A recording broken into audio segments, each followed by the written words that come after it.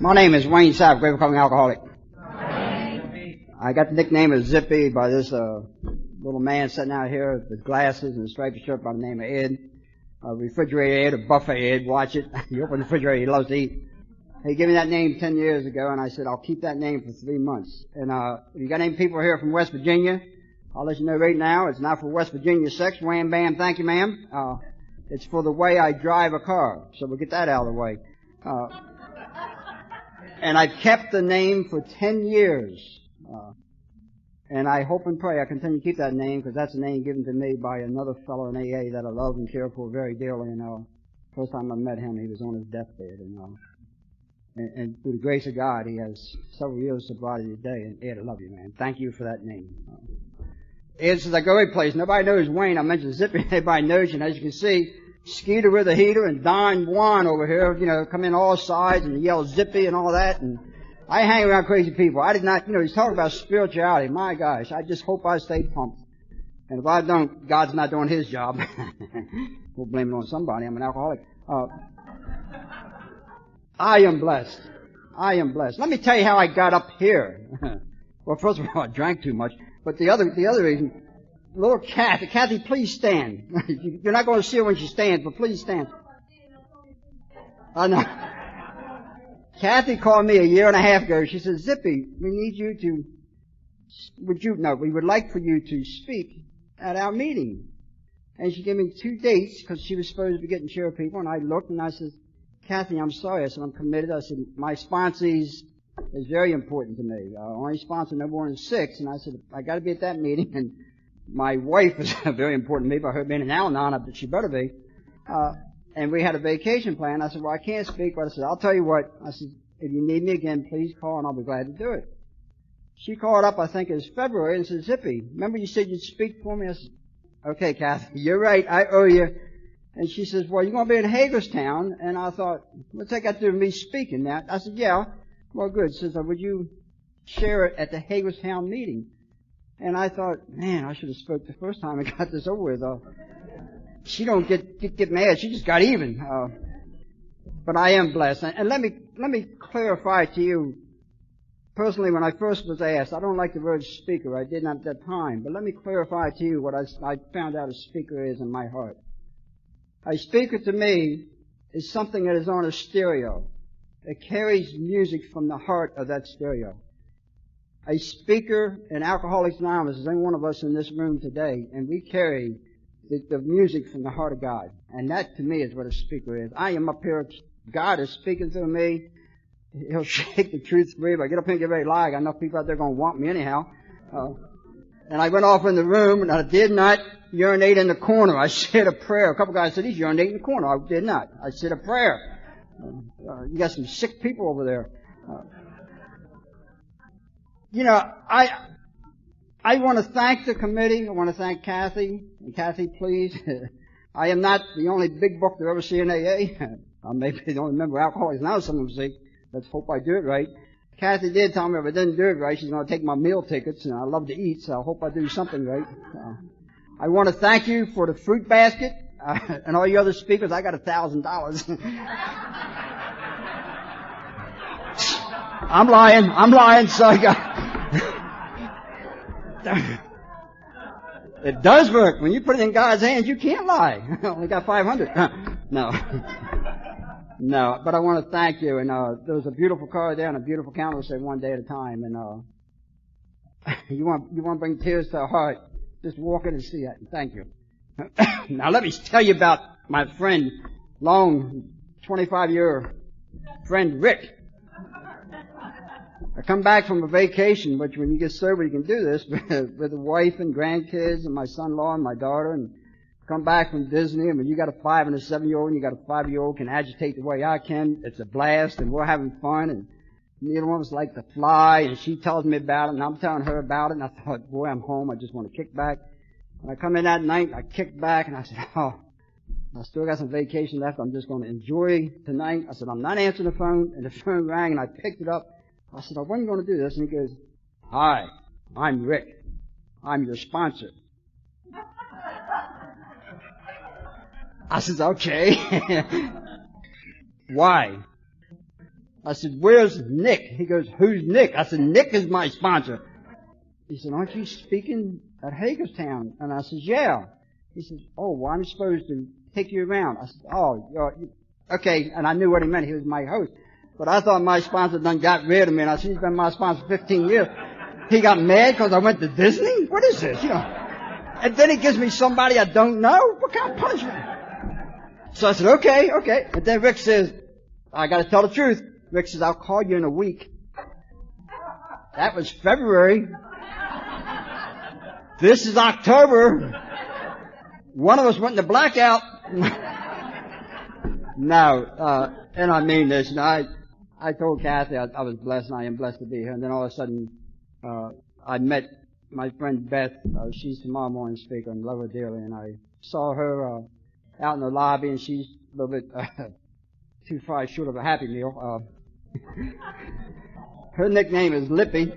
Lippy, Zippy, and then we had Dippy, and then you got Skeeter here. I mean, I just thought these names we get. Pretty boy, shame he ain't here. But the thing happened was I met Beth out in the lobby about 2 o'clock, and then that's when I met Rick, and I see the young lady I done forgot, Beth's host. How's that? I met Beth's host out in the lobby, and Rick has. If anything else, he said, can I get you more water? So I got plenty of water coming. I ain't got to worry about that. I thought, yeah, anything free he'll get me. That's all right. I eat steak. I invited him out to dinner, and I said, bring the checkbook. No, all joking aside, Rick, thank you. And I mean that. No, that's what this fellowship is all about. It's one drunk helping another, and I don't care what we're here for. And I mean that from the bottom of my heart. I hope the message that I carry is from the language of the heart. You talk about spiritual, you better believe I get spiritual. Charlie and them come up, my guys, they come up and they meet in the lobby. I got Terry and Mike here, and people from Salisbury. I got people from all around the world. When this drunk come in AA, February 26, 1974, I had one friend. I do not exaggerate today. I have over 2,000 friends. I got friends in California, Ohio, West Virginia, the big city. Somebody said it was a state, but the big city, the suburb of Delaware, someplace out there. California, Hawaii, and it's a blessing. It's a blessing. And I got to share what it was like. I don't like to share what it was like because I did some crazy things I wasn't proud of. But if I don't share what it's like, then a newcomer may not have a chance in here. Because a newcomer may think we all just come in and put on a tie and all of a sudden we look good. Well, some of us look good. And some of us we can't help.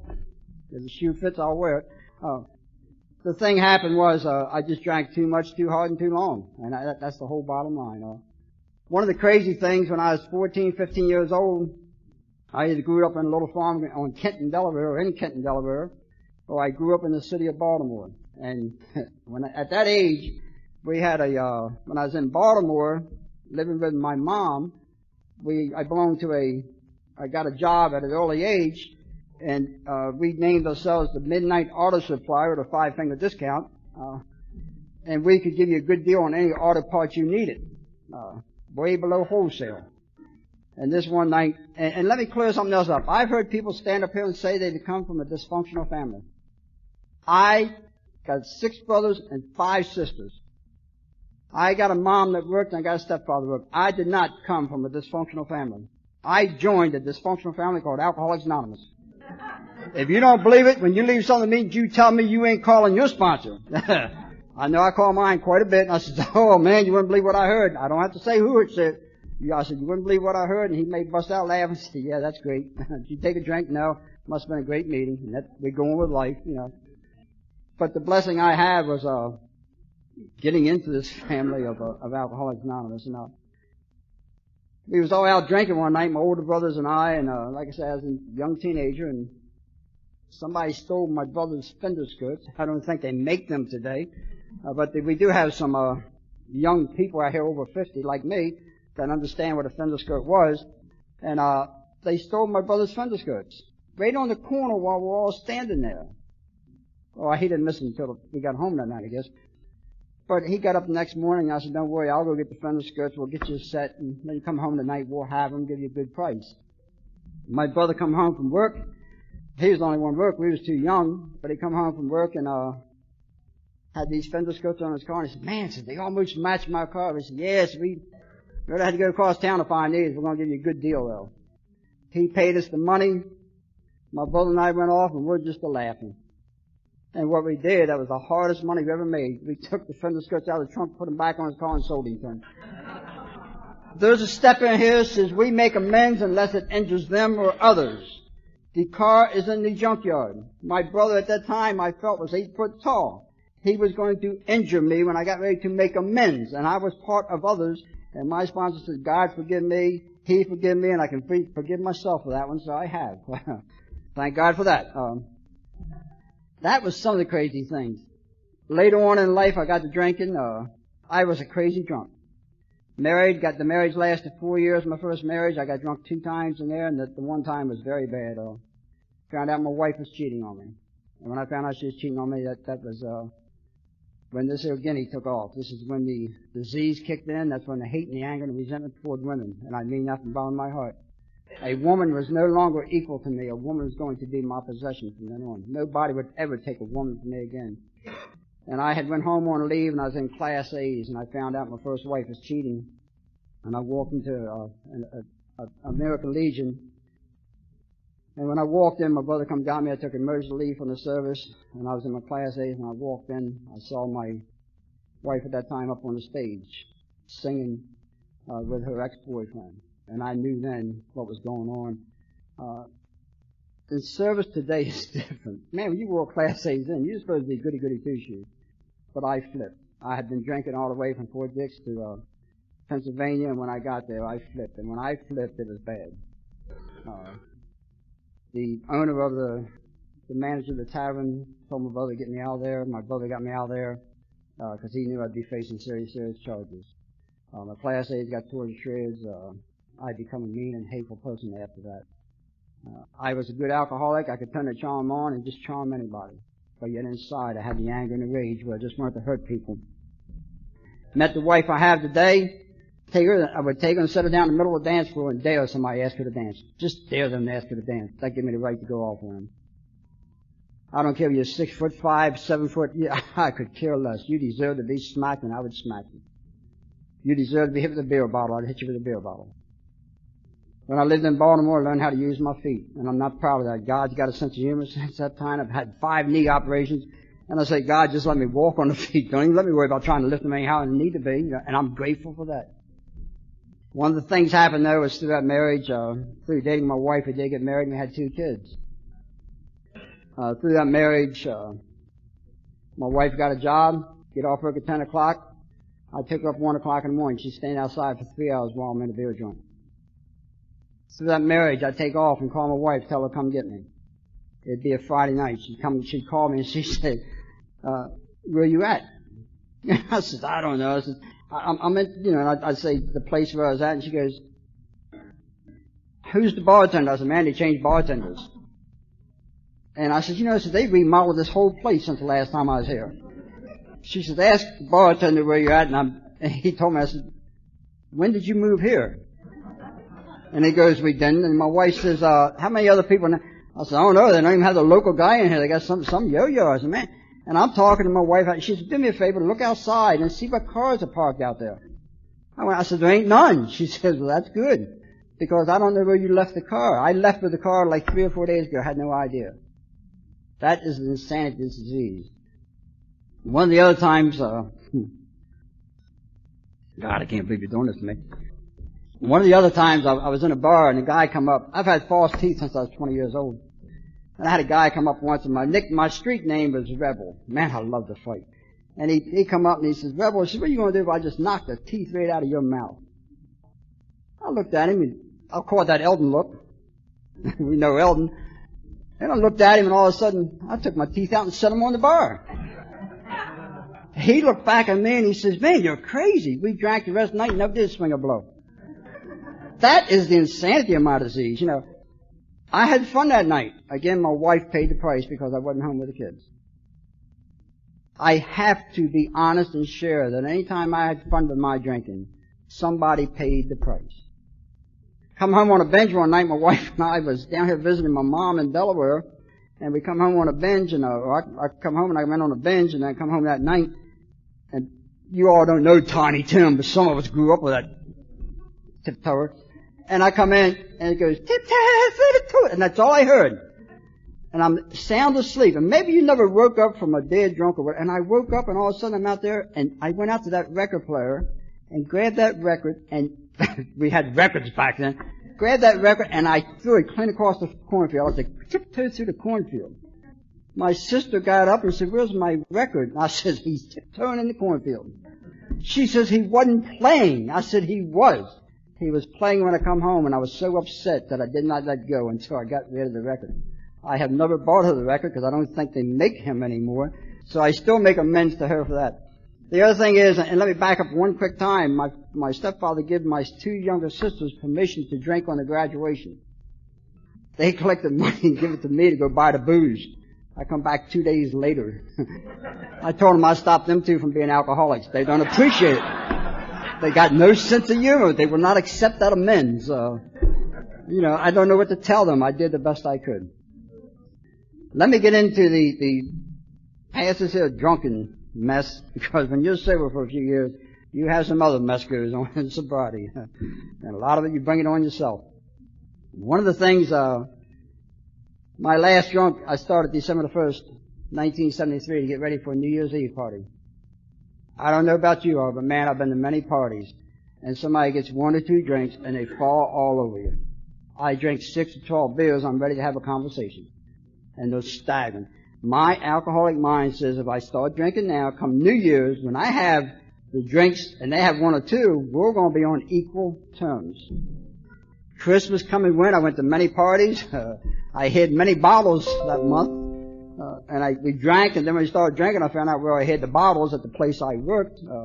We had places that we would hide them, and they'd give me to hide. And I'd go into a blackout and forgot where I hid them. Then we started drinking the night before. I said, we're out of booze. I said, no, we're not. It's right over here. And they said, man, it's nice that you know where you put the bottles. Now, when I sobered up, I couldn't remember where I put the bottles. But when I got to drinking again, I think these guys would buy me a couple of drinks to get me started again. Said, give them a couple of drinks, we'll get our bottles back. I don't know what that was. But the thing happened was, New Year's Eve come and went, Christmas come and went, or Christmas come before New Year's. And then the thing happened was New Year's Eve, I got introduced to peppermint schnapps in Southern Comfort. I was a Budweiser drinker, and January and February 1974, I cannot tell you what happened. I was a shop steward on my job. I knew I got a paycheck. I wrote my foreman up every day. Did not work a whole lot in 2 months because I had so many grievances against the company. For my foreman harassing me, and he wasn't harassing me.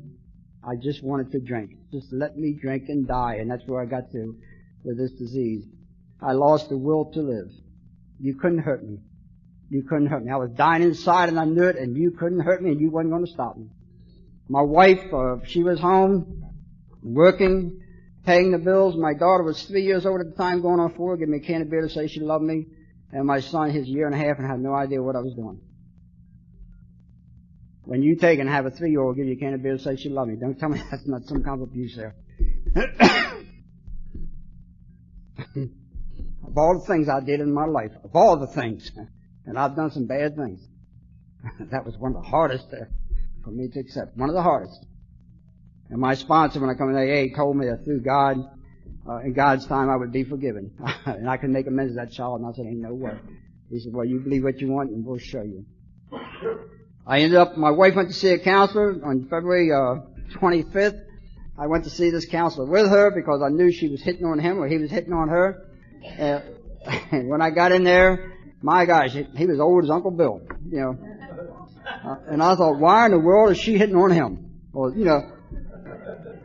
And he gave me 20 questions. And back then, 20 questions was tough. I only had an 8th grade education, but I was smart. I got 17 out of 20 right. If you read the bottom line, the fine print will tell you, 3 to 5, maybe 5 to 10, and then anything over 10. Well, this guy told me, he said, you got a serious drinking problem. And I thought, I wonder who it is. Because my wife didn't drink, and I didn't, then he pointed to me, and he says I could go to some group called AA. Well, Alcoholics Anonymous doesn't even sound right. Why would I want to go to Alcoholics Anonymous? Or he said I could go to a hospital. They had a new program started. I got health insurance. Put me in the psych unit. And that's where I went. I come to AA because my wife become unmanageable and I ended up in a psych unit. I ain't figured that one out yet neither. God's sense of humor. While I'm in here, I go to this hospital and I got this little bitty heavy-set nurse, and she put me in there, and they got the new program upstairs, but they are not ready for me yet, so they keep me downstairs in this emergency room. They put me on a cold metal stretcher. This is February 26th in Elmira, New York. Put me on a cold metal stretcher, give me a sheet, and she turned the air conditioner on and took all my clothes. I was not completely drunk, and I felt the coldness, and I thought, why can't I get a blanket? And she says, no good drunks.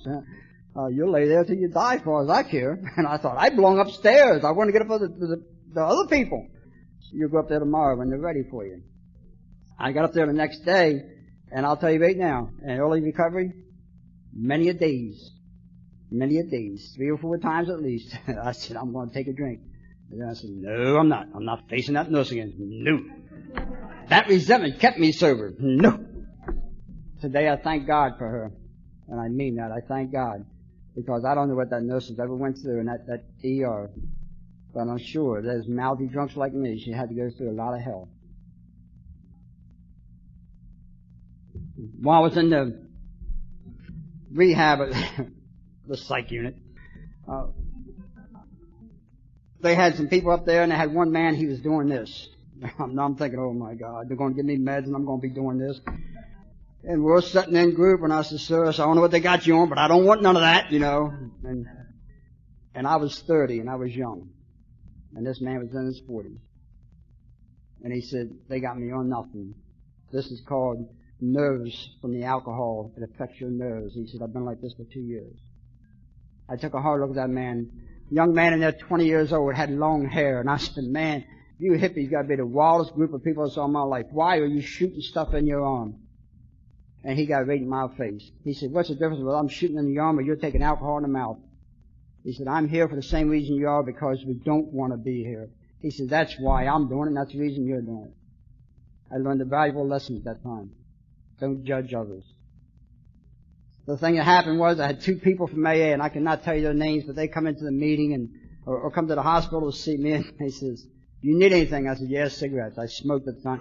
They bring me 2 packs. And 2 times a day, I get 2 packs of cigarettes. I said, this is the dumbest people I've ever saw. They keep bringing cigarettes. I can't smoke this many cigarettes. And then one Friday night, I paid the price. They come to get me and said, you're going with me, with us. And I said, my wife can't get me out of here. How are you guys going to? You don't work here. Oh, no. We're going to, would you like to see the outside world? Would I love to. I've been there 5 days. Get me something. Let me see some sunshine or moonlight. I don't care. Get me out. I walked with them, and I said, where are we going? You're going to AA. And I said, pardon? You're going to Alcoholics Anonymous because somebody thinks you drink a little bit too much. I said, no, I'm up here because I think I had a nervous breakdown, but the doctor won't tell me. I said, they keep talking about alcohol. I don't know what, you know, I drank a little, but nothing like, no, you know. They said, well, come on. I said, okay, I got something in that meeting. I hope and pray that AA newcomers will never forget, because I know the old timers do this. Never forget to give the handshake and cup of coffee. That is the first thing I got in my AA meeting. A handshake and cup of coffee. And sit down and join us. There's a group of men, and I'm sorry, I did not come from a group where they told you sit down and shut up. I come from a group of men where they said, my sponsor's nickname for me is Guinea. He said, Guinea, I love you and care for you. I said, oh, that's nice. Now listen what I'm going to tell you. I thought, oh, geez. So I got introduced to AA, and back then we didn't say 90 meetings in 90 days, and I don't care where they come from. Rehab, I don't care where these messages come from. It's a message of recovery. Let it stand. That's my belief. And back then, and this is 26 years ago, they said make as many meetings as you can in 90 days. If they would have told me 90 meetings in 90 days, I'd made about 40 days and probably had to go to work that night or something. I'd missed, and my alcoholic mind said, I might as well start over now. I can't get 90 now. I might as well do this again. My sponsor didn't give me that out. My sponsor walked beside me, and my sponsor gave me this program. The thing that my sponsor did was, they'd go to meetings, and back then they said, you want to see how I live, come to my home. And I heard that in the meeting. And my sponsor, he'd go to about 6 nights a week to a meeting, and We was at a meeting one night and I heard, if you want to see how I live, come to my home. I thought, man, that sounds good. We get out of the meeting, I help clean up, my sponsor goes home, and I walk in, and all of a sudden I'm sitting down, and I knocked on my sponsor's kitchen door. His wife come out and she goes, Genny, are you okay? I said, yeah, I need to see Bert. Okay. I'm sitting down at the kitchen table. Bert comes around. He's got his slippers on. He goes, Genny, are you okay? I said, yeah. Why are you here? I said, didn't you hear the gentleman say, if you want to see how I live, come to my home? Well, my sponsor said, Genny, let me tell you something. That man that said that goes to one meeting a month. I make 6 meetings a week. He said, I have a home here, and I have a home called Alcoholics Anonymous. He said, I have a wife and 2 kids. You got a wife and 2 kids.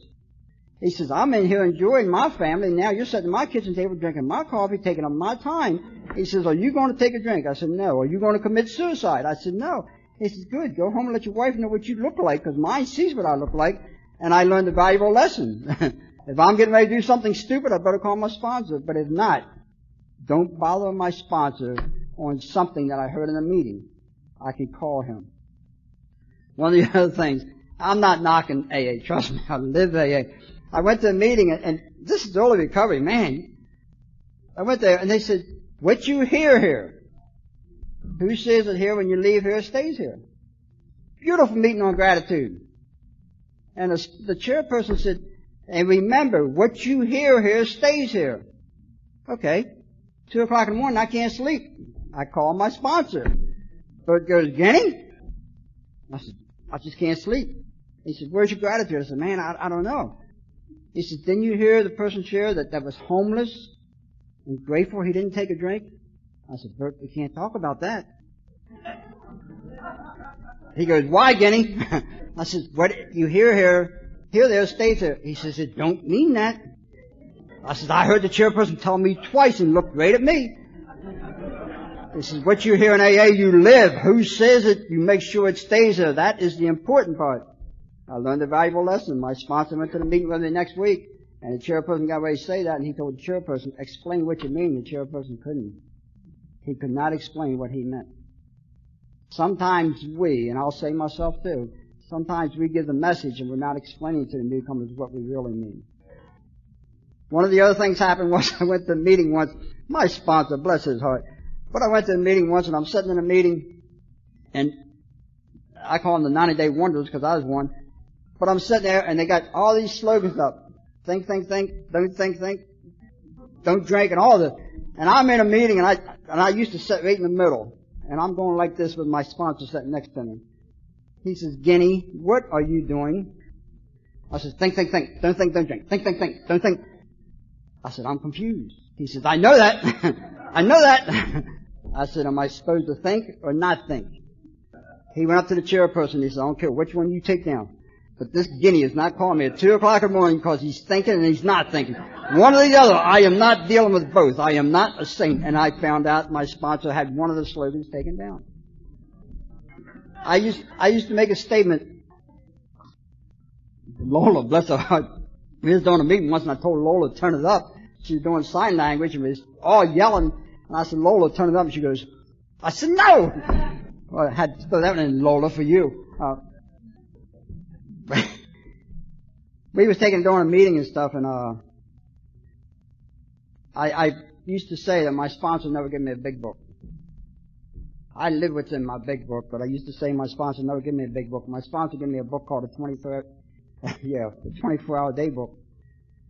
And the thing happened was in the 24-hour day book, he gave that to me because he wanted me to find a God. When I come in, I heard about your God, and I didn't want to hear about God. I didn't care who God was. My sponsor said God is a group of drunks. When I come in Alcoholics Anonymous, I didn't want to hear about the pain and the suffering and the misery. And my sponsor told me to set through it. When I come in, I didn't want to hear about the same person sharing a story over and over and over. And my sponsor would tell me, if you heard the preamble that man's sharing and you're sitting there listening, and he's sitting there sharing, and the Lord's Prayer said at the end of that meeting, that's how great and simple Alcoholics Anonymous is, because nobody's drinking.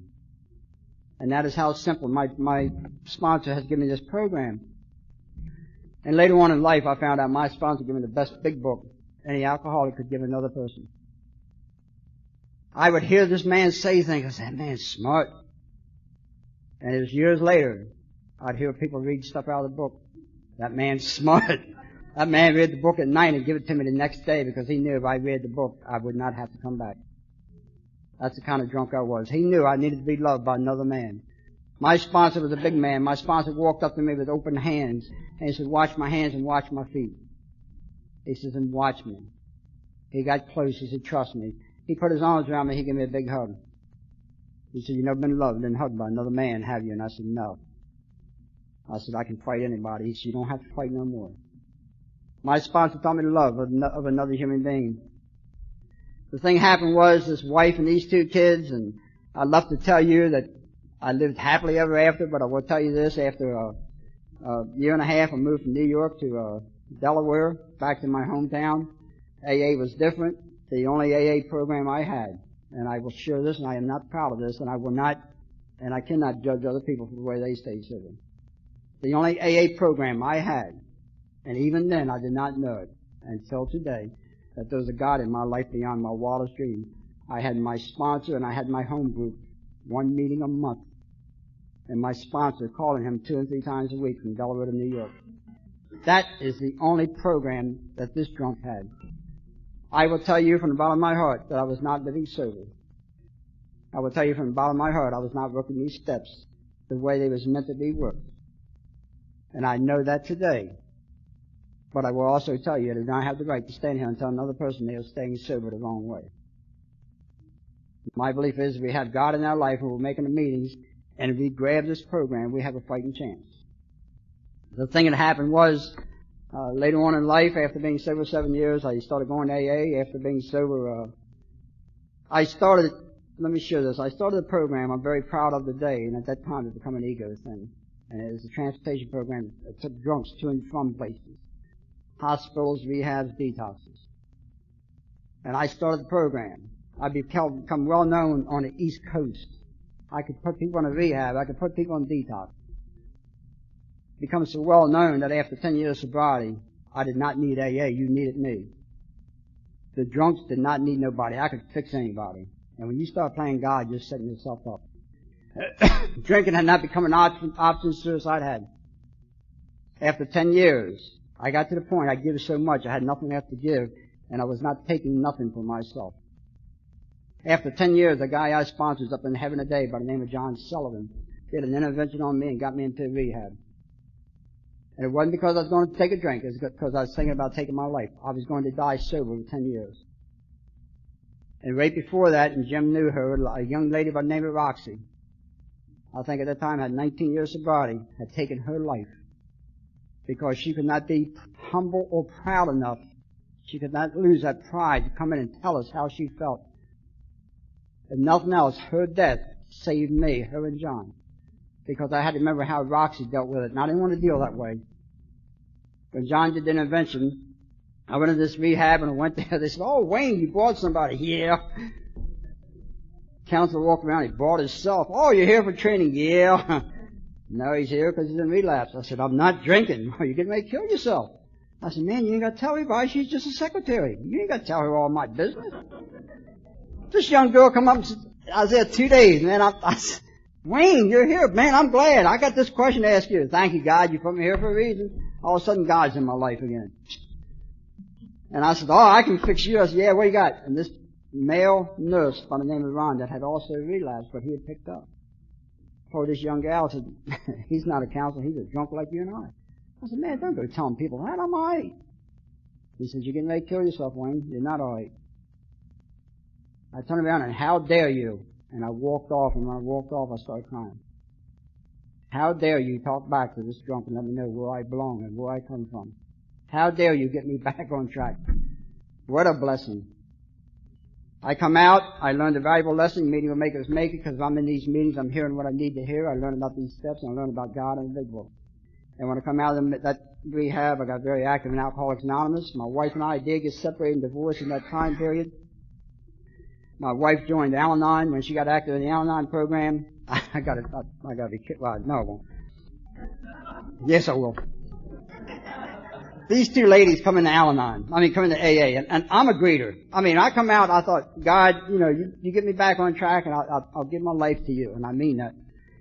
And I'm greeting people at the door at my home group, very proud AA member, and just can't wait to meet people. And these two ladies come in at the end, so we go in and we're sitting down. I thought I got good two newcomers. I'll introduce them to the ladies after the meeting.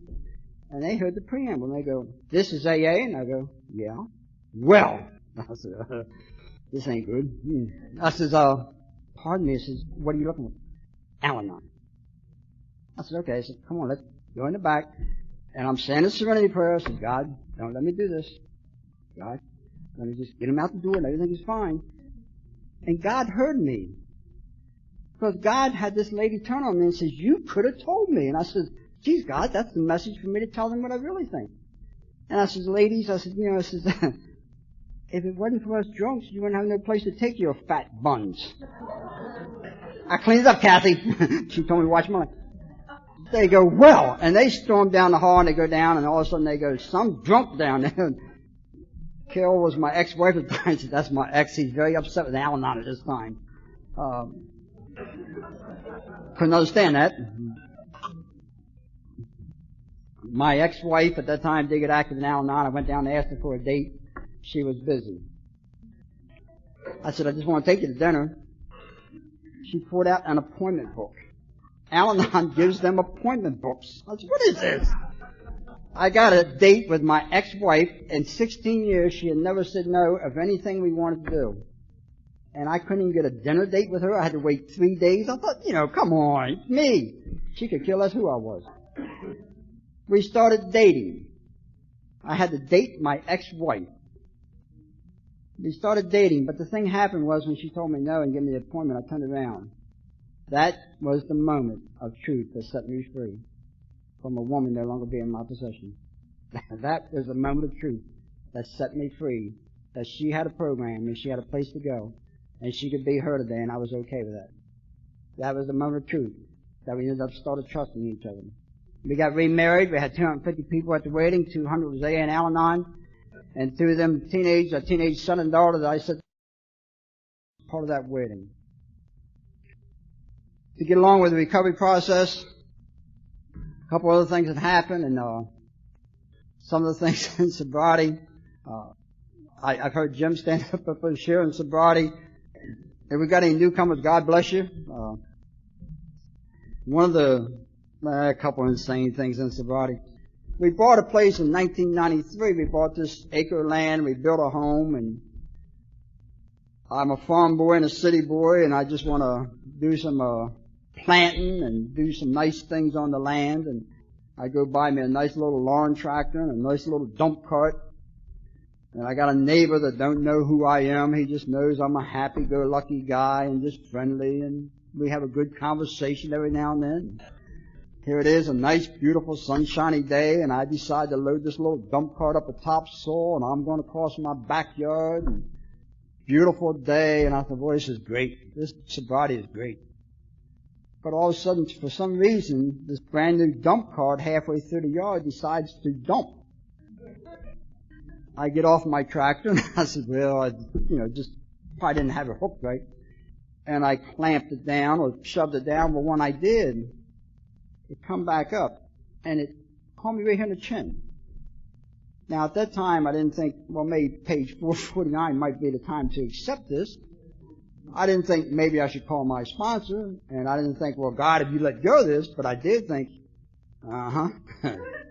you won't do that to me again. And I went to the shed and got this axe, and I'm standing out there beating this metal cart with an axe that chops wood. My neighbor's standing there watching me. Thank God he didn't come over. Or call the people in the white coats.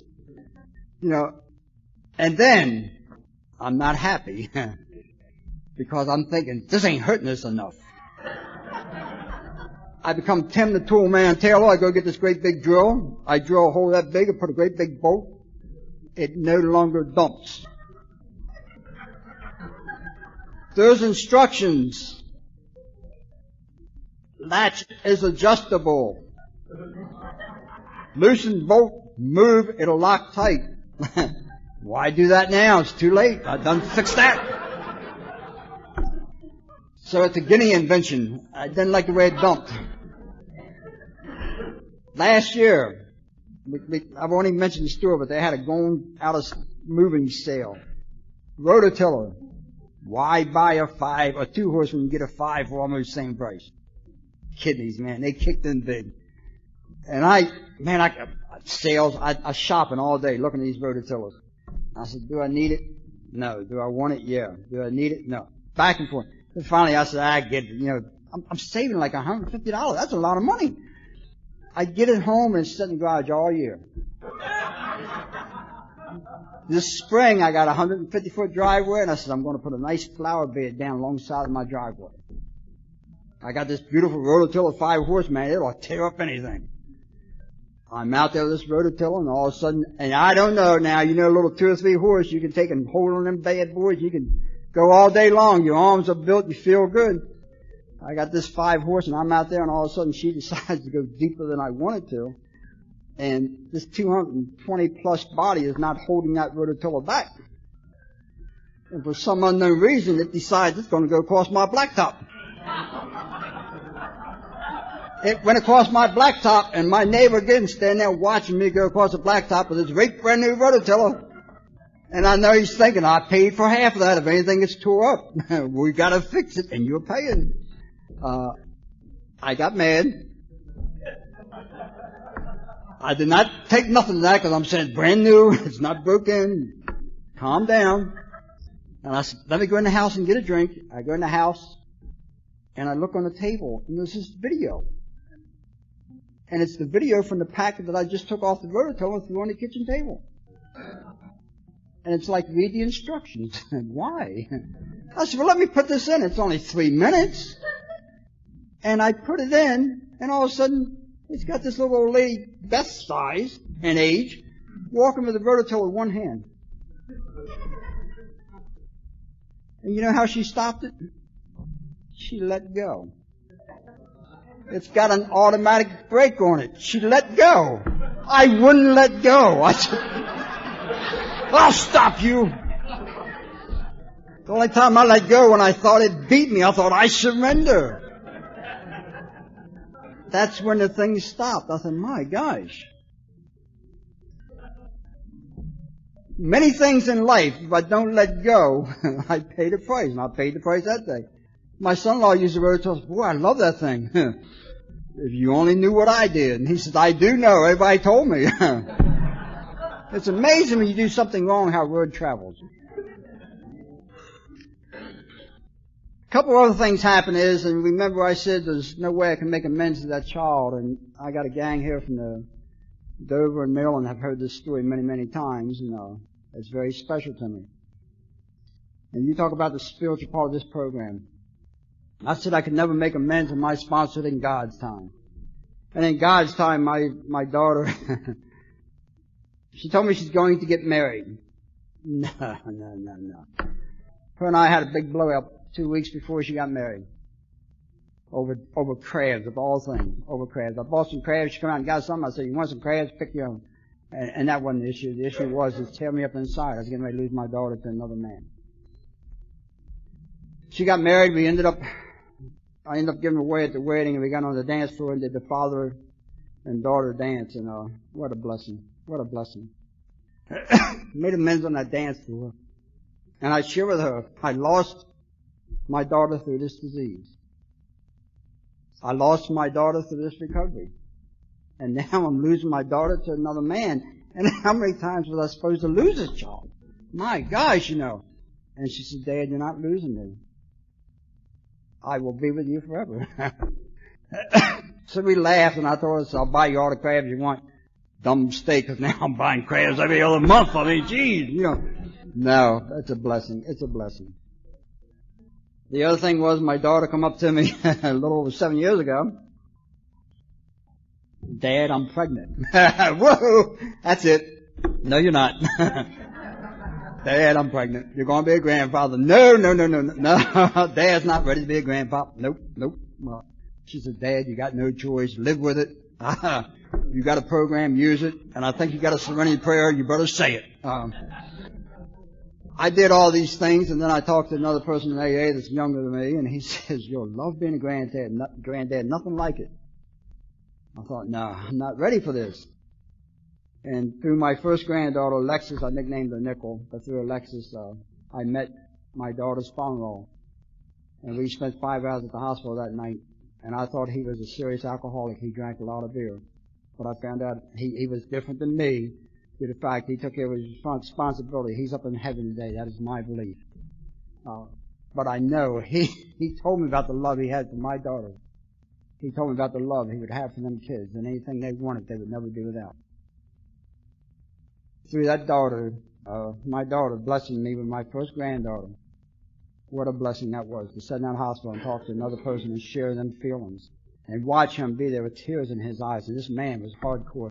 He would not cry over nothing. Watch tears in his eyes when that grandchild was born. What a blessing. If I'd been drunk, I never saw that. Through that granddaughter, she became the apple of my eye, and then all of a sudden this next one come along. Oh man, she is the whole fruit basket in my eye. She is now 5, when she's a year and a half old, and I hope I can make it through this. And she's a year and a half old. She's diagnosed that her muscle disorder is going to be very bad. She won't be able to walk and be crippled. Head going to be bigger than her body. I just heard all kinds of stories. I told my daughter, who does God think he is? And please remember, I've been sober a little over 20 years. I said, who does God think he is? If he's got problems with me, come after me. Leave my children alone. I'll take anything you give me. Don't come after them kids. My daughter said, Dad, no matter what this child has, you will love this child the way you love us. I didn't want to hear that. She said, well, you better go to the meeting and talk about this. You better call your sponsor. I went into a meeting that night. When I'm into the meeting, I got a person in there, and I'm sorry, I come from the old AA. My belief is if a chairman sitting up here getting ready to chair the meeting, you have the topic. You ask anyone that had problems staying away from drink, you got 200 people, I'll guarantee you, if we all been honest, 150 of us probably tell you, I got problems we're going to talk about. It's amazing when that chairperson shares how God talks to that chairperson. And this chairperson didn't get a chance to say it, and I said, I need to hear about your God. And he laughed. I said, son, there ain't nothing funny about this. I'll smack you and see what kind of God you got in your life. My buddy that just lost and buried his father, big hardcore Navy man, Art, was sitting across from me at that meeting. And he said, Zippy, remember what that child has. You will love her the way you love your kids. And it's amazing. My daughter told me the same thing. I didn't hear it. I did not hear what my daughter said. God talked to another drunk that night, and I heard everything he said. He said, you better ask God to forgive you for striking out. But he said, the most important thing is get your faith back. He says, learn to accept. And he says, be there for your daughter. She needs you now more than ever. And he says, we'll be there for you. I left the meeting that night and I prayed to God. I said, God, forgive me for striking out on you. I don't have that right. Give me the patience, tolerance, acceptance. Let me be there for my daughter and let me love this child for who she is, not what I think she needs to be. She is your child. My daughter, we stayed in touch. She called me up 3 months later and she called me up and she goes, Dad, you're not going to believe this. And I said, Pumpkin, we can deal with anything. And she started crying. A daughter's tears on a telephone is not good. And I'm saying, God, come on now. We promise we can make it through this. And I got to have your faith. She says, Dad, you're not going to believe this. She was AI DuPont. And if anybody's from this area or Delaware area, you know AI DuPont's supposed to be the best for children. And that doctor said that child did a 180-degree turn and he don't know why. I know why. The prayers of A and Al-Anon. And a God come in my life beyond my wildest dreams. A God did for me what I could not do. A God did for me when I got the faith back. A God did for me when I wanted to quit and give up and strike out. He never turned his back. My daughter last year, 30 years old. A lot of the guys know my daughter. This is the hard part. Come down with fibromyalgia.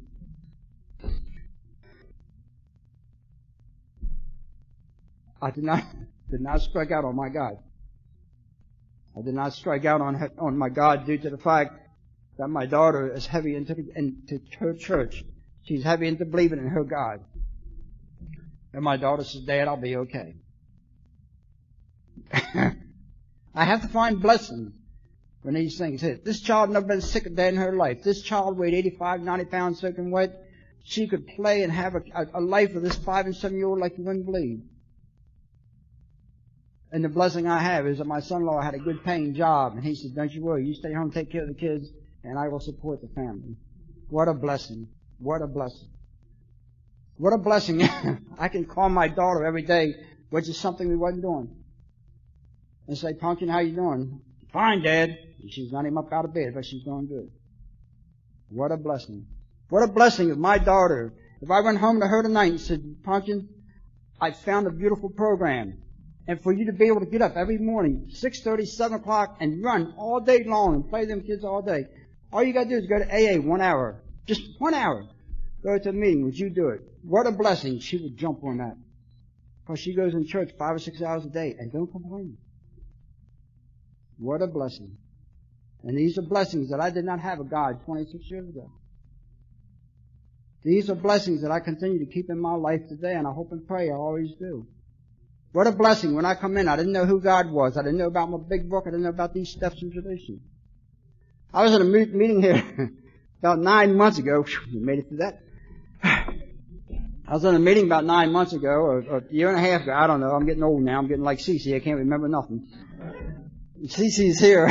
She rode up on me today, bless her heart. She's more not there as I thought. Her and Patty ride with me. I wouldn't even ride with me, but I had to get here. I was in a meeting, and I was reading, the cure person was cured, and I said something about my 24-hour day book. And he goes, Sir, you can't mention that.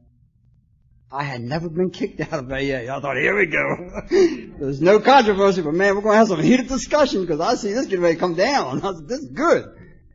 And I said, okay. And I finished to let him know what I read in my book. I thought, see what kind of chairperson he wants to be. Well, he gave me the dirtiest look.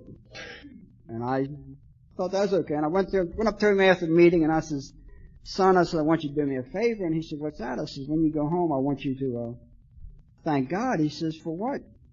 I says, thank you, God, that I had a sponsor that told me I couldn't smack people when they talk back to me in AA like this. He goes, well, what do you mean? I says, well, when I come in, my sponsor didn't give me a big book. He gave me a 24-hour day book and told me that's okay. I said, if you read your big book, you may find, it tells you want to find out about God. There's other material you go to. And I said, and that's the only book my sponsor wanted me to read at that time.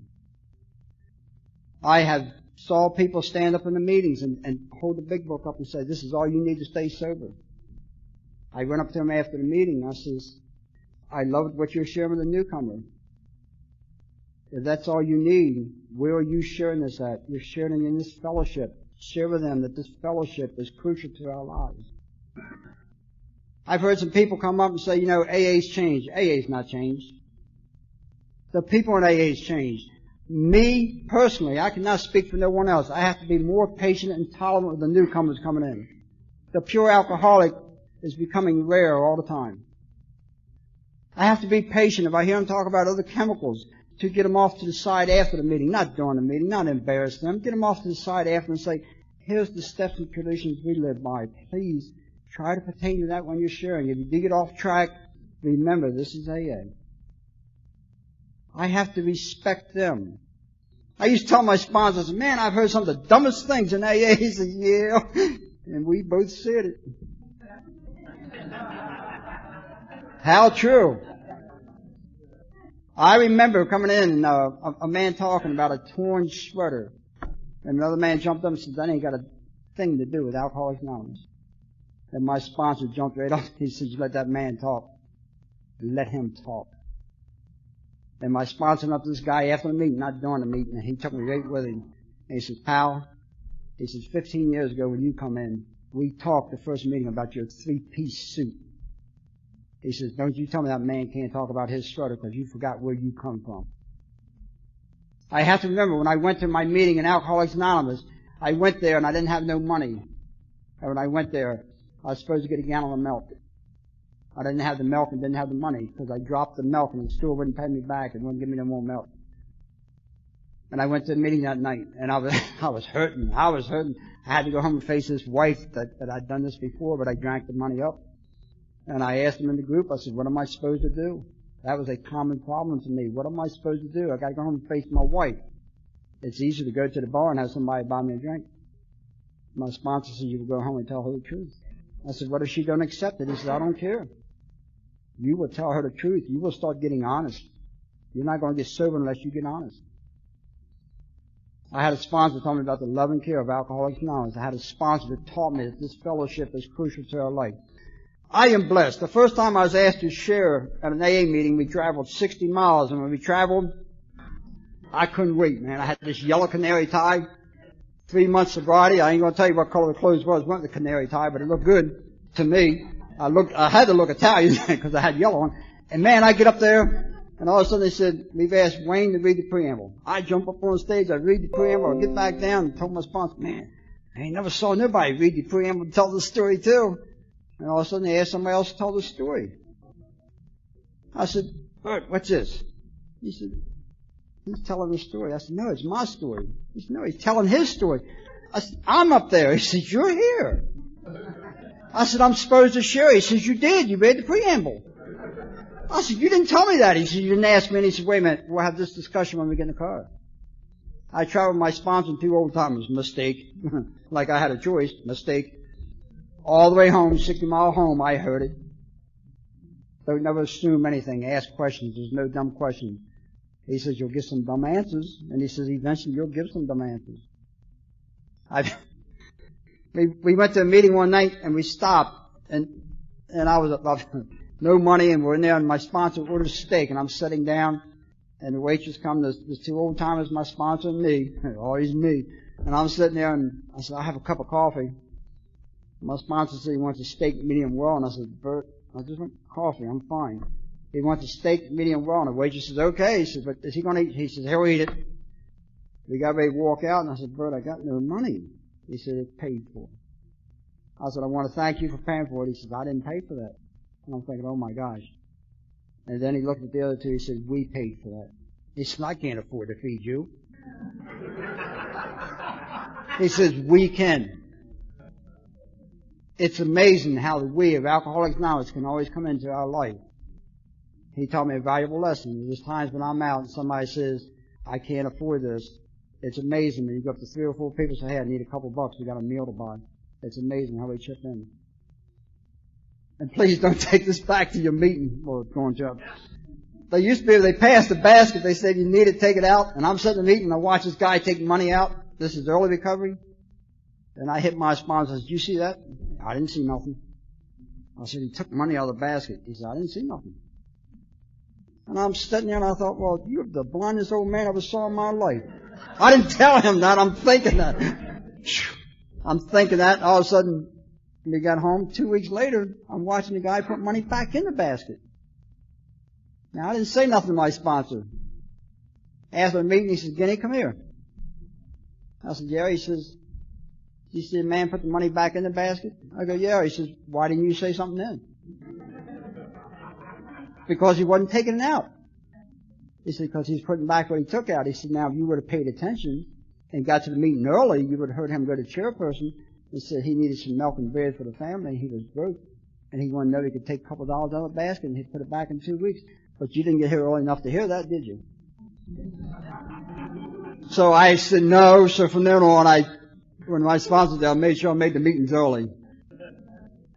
I am blessed. And my first sponsor was a temporary sponsor for 11 years. I am blessed I have a sponsor today, and I sponsor about 6 people today, no more. And I am blessed that they have saved me many, many times. I am blessed that there's a God in my life beyond my wildest dream. I am blessed for a wife and 2 kids and a daughter and son-in-law. And my son has blessed me.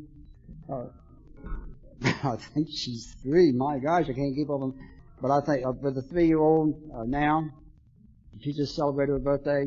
And I had my first grandson that is 4 months old. And I am blessed that this is one old drunk that had children at one time say, I love you by giving you a can of beer.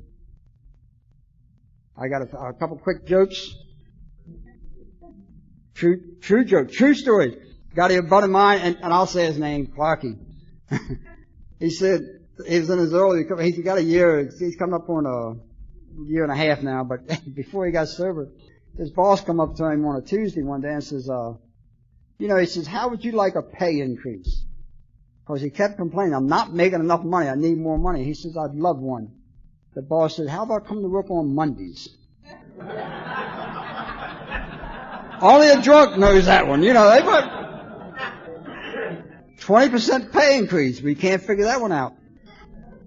Newcomer coming to AA and he says, I can't find God. The old timer jumped up and didn't skip a beat. I didn't know he was lost. Think about it. Guy got pulled over for DUI and the cops said, say the alphabet. And I know Jim can relate to this because he's cocky like I was, and Skeeter. So he goes A, B, C, D, F, G, H, I, J, K, L, M, N, O, P, Q, R, S, U, V, W, X, Y, Z. Now, a drunk has to practice that. And the cop says, very good. He says, but where's E.T.?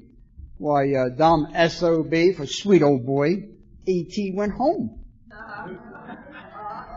Had to take the rest of the breathalyzer test and spent time in jail because he couldn't pass nothing else. That's the only thing he practiced on. Through a program of Al-Anon today, through a program of Alcoholics Anonymous, and through a God beyond my wildest dreams, I am able to be here tonight. And my belief is the reason that Kathy asked me to do this, because I love to agitate. And I want to share one other thing about this little 5-year-old, and I don't want to get off on her because that's a whole history. But a couple of things.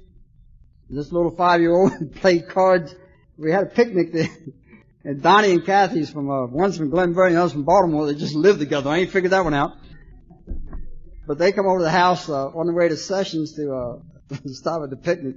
This little 5-year-old is playing with Donnie and beating him in Uno, and then telling Donnie he's cheating and she's stacking her deck. She's got 2 decks of cards. This little 5-year-old was playing baseball. She's running down the base. She gets almost to first base. I coached for 21 years. Man, I take it serious. And I don't coach her. Thank God I didn't this year. And I'm watching her, and she stops. She comes back, and I'm yelling. I nicknamed her Dime. I said, Dime, what are you doing? Run, run, run. She comes back. She sits down. She lost her shoe. She sits down, puts her shoe on, ties it, and runs to first base. I'm pulling the hair out of my head. She comes in the dugout, and I'm going, Dime, I said, what's wrong with you? You've got to get to first base. She goes, Papa, I was safe. What's the problem?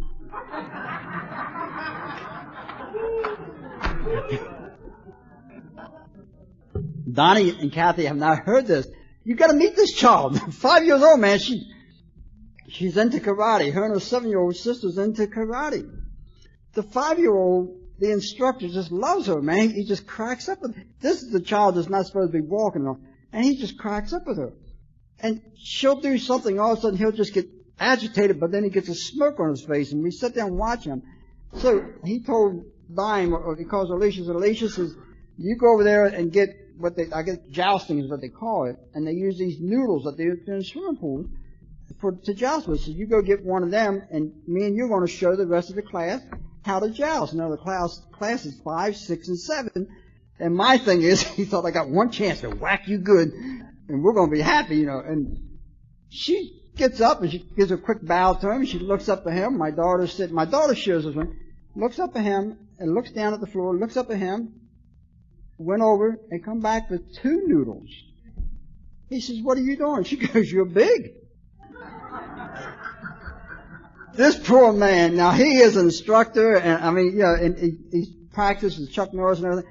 He didn't skip a beat. He said, class, get a noodle and attack this child. I'm talking to her 4 days later, and I says, Dime, I says, now you got to tell me, why did you get 2 noodles? And you know what she says? Pop, let me tell you what happened to me. I said, no. She said, all of them kids hit me. I said, why did you get 2 noodles? She said, don't worry about what I did. Let me tell you what they did. 5 years old. How much of an alcoholic does that sound like? Don't worry about what I did, man. Let me tell you that cop did this, the judge did this. I can't believe I'm sitting in jail. That is the things I have to be grateful for, that my 5-year-old continues to teach me of what they did.